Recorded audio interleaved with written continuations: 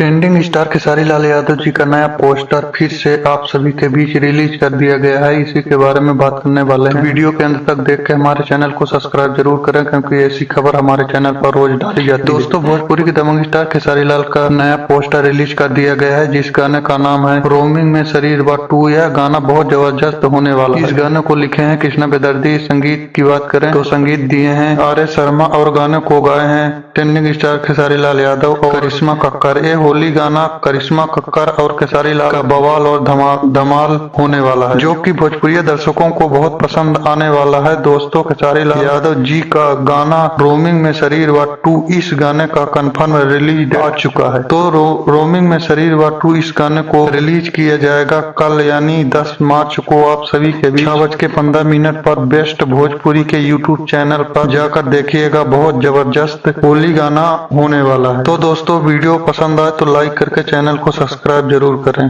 धन्यवाद दोस्तों।